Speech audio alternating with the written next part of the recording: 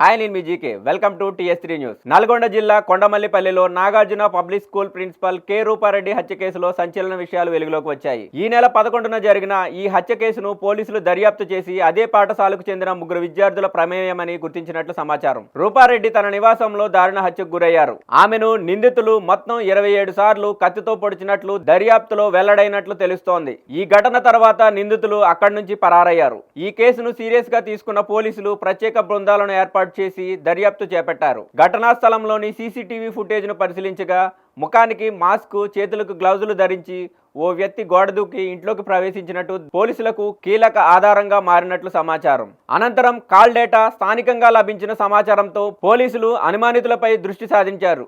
ఈ క్రమంలో దాదాపు 100 మందికి పైగా వ్యక్తులను విచారించినట్టు తెలుస్తోంది. అయితే ఈ హత్య వెనుక అసలు కారణంపై విభిన్నమైన వివరాలు ప్రచారంలో ఉన్నాయి.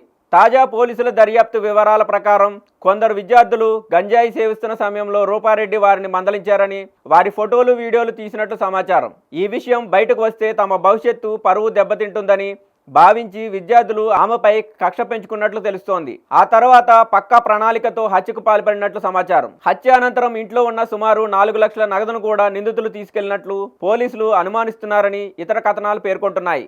దీంతో ఈ హత్యకు ప్రధాన కారణం డబ్బా, లేకపోతే రూపారెడ్డి వద్ద ఉన్న ఫోటోలు, వీడియోలేనా అనే అంశంపై కూడా దర్యాప్తు కొనసాగుతున్నట్టు తెలుస్తోంది. నిందితుల్లో 3 మైనర్లేనని కొండమల్లిపల్లి మండలంలోని 2 తండాలకు చెందిన వారిగా గుర్తించినట్లు సమాచారం. వారిలో కొందరిని పోలీసులు అదుపులోకి తీసుకుని విచారిస్తున్నట్లు వార్తలు వచ్చాయి. ఒకవైపు గంజాయి వ్యవహారం, మరోవైపు నగదు చోరీ కోణం, ఈ 2 అంశాలు కేసులో కీలకంగా మారాయి. విద్యార్థులు ఎందుకు ఇంతటి దారుణానికి పాల్పడ్డారు, హత్యకు ముందే పక్కా ప్రణాళిక రచించారా, హత్య తర్వాత నగదు ఎందుకు తీసుకెళ్లారు అన్న ప్రశ్నలకు పోలీసుల పూర్తి అధికార ప్రకటనతో స్పష్టత వచ్చే అవకాశం ఉంది. మొత్తంగా తను చదువు చెప్పిన విద్యార్థులే ప్రిన్సిపల్ రూపారెడ్డి హత్య కేసులో నిందితులుగా తెరపైకి రావడం కొండమల్లిపల్లి ప్రజలను తీవ్ర ఆందోళనకు గురిచేసింది.